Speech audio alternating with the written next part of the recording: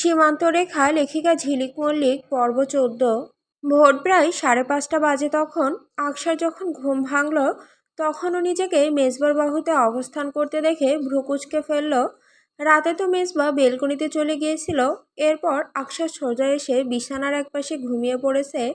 তারপর আর কিছু মনে নেই ওর। এখন ঘুম ভাঙার পরে নিজেকে বিপরীত পাশে মেজবার বুকের উপরে দেখে হতচকিত হলো। আকশার খোলা চুলগুলো মেজবার মুখের উপরে গিয়ে ছড়িয়ে ছিটিয়ে পড়ে আছে। আকশা মনে করার চেষ্টা করতে লাগলো রাতে আর কিছু হয়েছে কিনা। আকশার মাথায় নানান কথা ঘুরছে। তখনই মেজবা চোখ মেলে তাকালো। সবে ঘুম ভেঙেছে, চোখ হালকা লাল হয়ে আছে, বোধহয় রাতে ঘুম ভালো হয়নি। মেজবাকে নিজের দিকে তাকিয়ে থাকতে দেখে আকশা তড়িৎ গতিতে চট করে সরে গেল ওর গায়ের উপর থেকে। গতকাল রাতে শাড়ির আঁচলটা গায়ের উপরে দুই পাশ থেকে ভালোভাবে টেনে নিয়ে ঘুমালেও এখন পুরোপুরি এলোমেলো হয়ে গেছে। বিছানার এক কোণে মেঝের উপর ঝুলে পড়ে আছে আঁচলটা। আকশা দ্রুত আঁচল টেনে এনে গায়ে ভালোভাবে জড়িয়ে নিল। মেজবার দিকে তাকাতেই দেখলো মেজবা বালিশে হাত ঠেকিয়ে শুয়ে নির্বিকারভাবে একদৃষ্টিতে ওর দিকেই তাকিয়ে আছে। আকশা চরম বিব্রত বোধ করলো। কিঞ্চিত সরে বসে চড়চড়ে গলায় মেজবাকে উদ্দেশ্যে প্রশ্ন করল, আপনি বিছানায় কেন? ফ্লোরে থাকার কথা। নিজ প্রশ্নের বিপরীতে পাল্টা প্রশ্নটা পেয়ে আকশার মেজাজ পর্যন্ত খারাপ হলো। ও আরও জোর গলায় বলল, আপনি তো বেলকনিতে ছিলেন, তাহলে বিছানায় এসেছেন কী কারণে? As my wish, why should I give you any explanation? মেজবার রূঢ় জবাবটা শুনেও আকশা দমে গেল না, বরং বিছানার চাদর টেনে ধরে পূর্বের তুলনায় দ্বিগুণ ভ্রুকুচকে বলল, ওকে, মেনে নিলাম আপনার ইচ্ছা। আপনি আমাকে এই বিষয়ে কোনো কৈফিয়ত দিবেন না, তবে এই কথাটা অন্তত বলবেন আপনি আমার কাছে কেন এসেছেন। লজ্জা করে না সুযোগের সদ্ব্যবহার করতে? একটা মেয়ের অজান্তে তার সাথে বাজে কাজ করার চেষ্টা করেন কোন বিবেকে? আকশার রাগে শরীর কাঁপছে। ইচ্ছে হচ্ছে এখনই মেজবার গাল বরাবর জোরেশোরে একটা থাপ্পড় বসিয়ে দিতে। তবে নেহাতি বয়সে বড় বিধেই আকশা নিজেকে নিয়ন্ত্রণ করলো। মেজবা এবার শোয়া থেকে উঠে বসলো। আকশার মুখোমুখি বসে ওর চোখের সামনে আঙুল রেখে বলল, কামন, আমি তোমার কাছে যাইনি, বরং তুমি নিজ জায়গা ছেড়ে আমার কাছে এসেছো। মেমোরি কি খুব বেশি উইক তোমার? মনে করে দেখো রাতে কোথায় ঘুমিয়েছিলে তুমি? ঘুমালে তো কোনো হুঁশ থাকে না তোমার।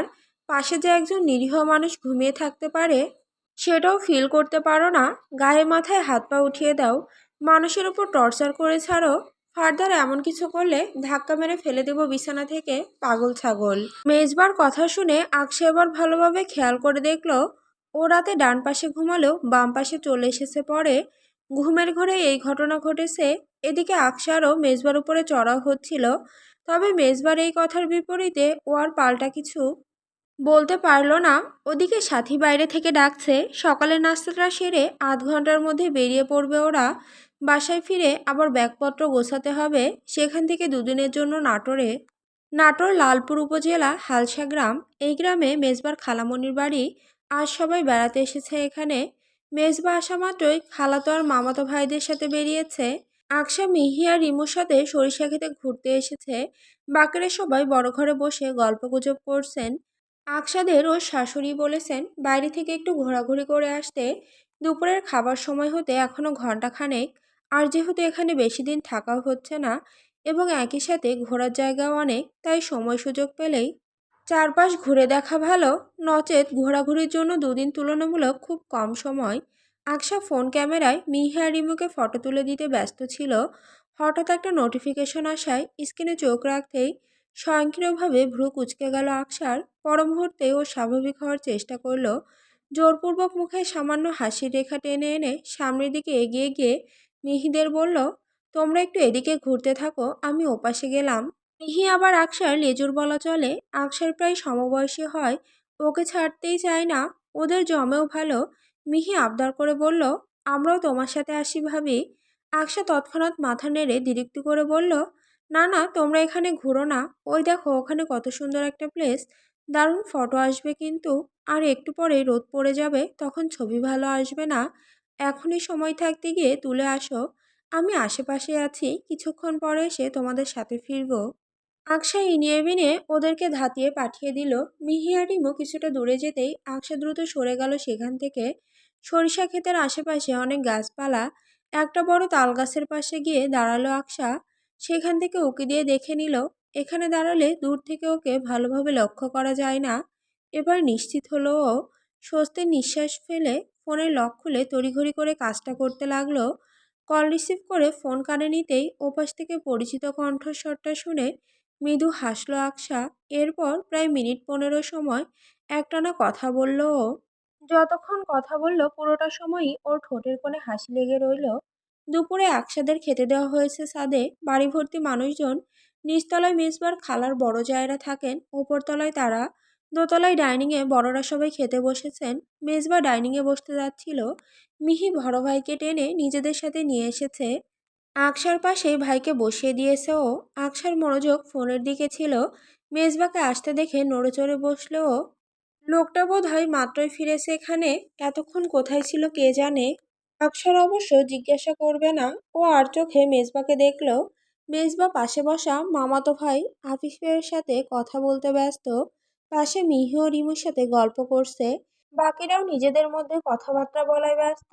আকশা এই ফাঁকে পায়ের কাছে রাখা ফোনটা ধীরে ধীরে তুলে নিল। ফোনে কল এসেছে মাত্র। এদিকে সামনে খাবার দেওয়া হচ্ছে। আকশা দ্বিধান্বিত হলো। হাত কাঁপছে ওর, কি করবে বুঝতে পারছে না। এখন খাবার না খেয়ে উঠলে সকলের চোখে পড়বে। আবার এদিকে কল রিসিভ করাও জরুরি। যেভাবেই হোক এখান থেকে উঠতে হবে। খালামণি খাবার বেড়ে দিচ্ছেন সামনে। আকশা হঠাৎ পানির বোতলে একটা তুলে নিয়ে উঠে গেল। খালামণি ওকে মাদুর থেকে উঠে যেতে দেখে জিজ্ঞাসা করলো, কোথায় যাচ্ছ আম্মু? এই তো একটু মুখ ধুতে যাচ্ছি খালামণি। জানি না কি হয়েছে, মুখ জ্বালাপোড়া করছে অনেক। আকশা মৃদু হাসার চেষ্টা করে কথাটা বলল। খালামণি আচ্ছা যাও বলতে দেরি, ওর চট করে সরে যেতে দেরি হলো না। এই বাড়িটা মান্দা আমলের মাঝারি আকৃতির দোতলা বাড়ি। গ্রাম হিসেবে এমন বাড়ি সচরাচর দেখা যায় না, তবে যৌথ পরিবারের জন্য একদম যথোপযুক্ত বলা চলে। এই বাড়ির ছাদটা ঠিক সোজাসাপটা নয়, বরং এটা কতগুলো ভাগে বিভক্ত করা যায়। ছাদের পেছন দিকে বেশ খানিকটা অংশ রয়েছে। সামনের দিকে বসলে পিছনের দিকটা দেখা যায় না। মাঝখানে ছোট চিলেকোঠার দেওয়ালের জন্য আড়াল হয়ে থাকে। আকশা সেদিকেই চলে আসলো দ্রুত। ফোন সাইলেন্ট করা ছিল ওর, তখন অনবরত বেজেই চলেছে। ও চটপট কল রিসিভ করে কানে ধরে অস্থির কণ্ঠে বলল, খেতে বসেছি আমি, এখন কল দিয়েন না প্লিজ, কেউ দেখে ফেলবে তো। ফোনের ওপাশ থেকে কিছু একটা বলা হতেই আকশা মৃদু হেসে বলল, জানি আমাকে তো প্রয়োজন আপনার, আমাকে যে খুব লাগবে সেটাও জানি, তবে একটু সময় দিবেন তো, আমার সিদ্ধান্ত নেওয়ার জন্য ভাবতে হবে। যতই হোক এতদিন পর, তাও ফেরাটা কি এতই সোজা? যদি না ফেরা হয় তখন তখন আপনি কি করবেন? দুঃখে বিরহে নদীতে ঝাঁপ দিবেন? আকশা কথা বলতে বলতে মৃদু হাসল। ওপাশ থেকে বিপরীত ব্যক্তি কথা বলতেও পুনরায় বলল, জি না, কেউ কিছু জানে না, আমি জানতেও দিব না। চাই না এদিকে কেউ কিছু জানুক বা আমাকে সন্দেহ করুক। আমি কারো কাছে ধরা পড়তে চাই না। আপনার সাথে আমি যোগাযোগ রাখবো, সব সময় থাকবে। আপনি যেটা চান সেটাও হবে, কিন্তু আমাকে একটু সাবধানে চলাফেরা করতে হবে। আপনি প্লিজ অসময়ে কল দিবেন না, ধরা পড়ে গেলে সমস্যা হবে। আপনি আমাকে রাতে কল দিয়েন, তখন আমি লুকিয়ে আপনার সাথে কথা বলার চেষ্টা করব, ওটা বেস্ট সময়। আকশা পেছন থেকে ধীর কণ্ঠস্বরটা শোনা মাত্র আকশার হৃৎপিণ্ড কেঁপে উঠল। কাঁপা কাঁপা হাতে দ্রুত ফোন কান থেকে নামিয়ে কল কেটে দিল ও। চকিতে পিছু ফিরে দেখল ওর থেকে ঠিক হাত দুয়েক দূরে মেজবা কঠিন মুখে দাঁড়িয়ে আছে। আকশা হতচকিত হয়ে মেজবার চোখে চোখ রাখল। ভ্রু কুঁচকে আছে তার, হাত দুটো প্যান্টের পকেটে। চোখ সরু তীক্ষ্ণ সরু সেই চোখ জোড়া আকশার দিকে তাকিয়ে আছে একদৃষ্টিতে। ওর মুখ পড়ছে যেন। আকশা না চাইতেও পিছু সরে গেল কিছুটা। মেজবা ধীর পায়ে এগিয়ে আসলো ওর দিকে। আকশা একেবারে ছাদের রেলিংয়ের সাথে মিশে গেল। হাতের ফোনটা ওনার নিচে লুকিয়ে ফেললো দ্রুত। তীক্ষ্ণ দৃষ্টিতে মেজবা এই কাজটা খেয়াল করে আকশার দিকে দৃষ্টি ফেরালো। মেজবাকে ওইভাবে তাকিয়ে থাকতে দেখে আকশার বুক ধুকপুক করতে লাগলো। খেতে যাচ্ছি, খালামণি ডাকছে বোধ হয়। আকশা কোনো রকমে কথাটা বলে দ্রুত যাওয়ার জন্য মেজবাকে পাশ কাটিয়ে সামনের দিকে পা বাড়ালো। সঙ্গে সঙ্গে ওর হাত খপ করে টেনে ধরল মেজবা। আকশার হৃৎপিণ্ড যেন কেউ খামছে ধরেছে। এই মুহূর্তে এমন অনুভূতি হচ্ছে ওর। একটা ঢোক গিলে নিল ও। আকশাকে সামনে টেনে এনে দাঁড় করালো মেজবা। আকশার বুক ধক করে উঠল, শরীর অবশ হয়ে যেতে লাগলো ওর। মেজবা ধরা গলায় প্রশ্ন করলো, নার্ভাস তুমি? হুম। আকশা ঘন ঘন মাথা নেড়ে জবাবটা দেয়। মেজবা পুনরায় জিজ্ঞাসা করে, তাহলে কি ভয় পাচ্ছ? হুম। না। মেজবার প্রশ্নে আকশা কিঞ্চিৎ চমকে উঠে জবাবটা দিল। ওর কথা শুনে মেজবা সামান্য হাসলো, হাসিটা কেমন অদ্ভুত, বোঝা গেল না ঠিক কী কারণে হাসলো। আকশা মেজবার পুরো মুখে দৃষ্টি বিচরণ করে লোকটার হাবভাব বোঝার চেষ্টা করতে লাগলো। মেজবা সামান্য ঝুঁকে গম্ভীর গলায় বলল, জানো তো মানুষ কখন ভয় পায়? কখন? আকশা কাঁপা কাঁপা গলায় পাল্টা প্রশ্ন করল। মেজবা জবাব দিল, যখন সে কোনো অন্যায় করে বিনা কারণে তো আর মানুষের ভয় পাওয়ার কথা না। Basic psychology. By the way, তারপর বলো তুমি কি অন্যায় করছো? মেজবার এমন সরাসরি প্রশ্ন করাতে আকশার চোখের পাতা কাঁপলো। ও আমতা আমতা করতে লাগলো, মেজবা আমি আসলে খিদে পেয়েছে, খেতে যাব। আকশা পুনরায় পা বাড়াতেই মেজবা ওকে টেনে আনলো আবার। এবার আর হাত ছাড়লো না, ধরে রাখলো শক্ত করে। হাতের বাহু চেপে ধরে নিজের কাছে টেনে এনে রেলিংয়ের সাথে মিশিয়ে নিল ওকে। মেজবা একদম শান্ত, কিছু হয়নি যেন। ওর চোখে মুখে নির্বিকারত্ব। আকশা বুঝতে পারছে না মেজবা কিছু বুঝেছে কি না, লোকটার হঠাৎ এখানে আসার কি দরকার ছিল। আকশা ভেতরে ভেতরে প্রচণ্ড আফসোস হতে লাগলো, কেন যে এখন এখানে আসতে গেল, পরে কথা বললেও তো হতো। মেজবার নিয়মিত ব্যায়ামকৃত শক্তপোক্ত হাতের বাঁধন থেকে নিজেকে ছাড়ানোর চেষ্টা করেও পারল না আকশা। মেজবা ওকে সামনে প্রশ্ন করেই চলেছে, কেন ভয় পাচ্ছ, কি করছো এইসব। কিন্তু আকশা কোনো জবাব দিতে পারছে না। এবার মেজবা হুট করে বলে উঠল, রাতে কার সাথে তো জরুরি কথা তোমার? কে সেই ব্যক্তি যার সাথে রাতে লুকিয়ে কথা বলতে হয়, দিনে বলা যায় না? বলো আমাকে, আমারও তো জানা দরকার। কুইক আকশা, খাওয়া ছেড়ে উঠে এসেছি, টাইম ওয়েস্ট করো না আমার। আকশার থুতনি উঁচু করে ধরে বারবার প্রশ্ন করতে লাগলো মেজবা। আকশা পারলে কেঁদে ফেলে এবার। মুখের এক্সপ্রেশন আপাতত তেমনই ওর। মেজবা ওর এই কষ্টদায়ক অবস্থা দেখেও গলল না। আকশাকে এবার টেনে ছাদের ওপরে সেই ছোট চিলেকোঠা ঘরটার ভেতরে নিয়ে গেল। আকশা ভয় পেল। মেজবা ওকে ভয় পেতে দেখে বলল, ভয় নেই, তোমাকে এখানে আটকে রেখে যাব না। চাই না আমাদের স্বামী স্ত্রীর মধ্যকার কথাবার্তা কেউ শুনুক। আমাদের ভেতরকার কনভারসেশন কারো সামনে রিভিল করতে রাজি নই আমি। তোমাকে ছেড়ে দেবো আকশা, কিছু বলবো না। জাস্ট আমার কোয়েশ্চেনের অ্যান্সার দিয়ে দাও প্লিজ, রিকোয়েস্ট করছি। আকশা মাথা নিচু করে দাঁড়িয়ে আছে, কেঁদে ফেলবে এমন একটা অবস্থা।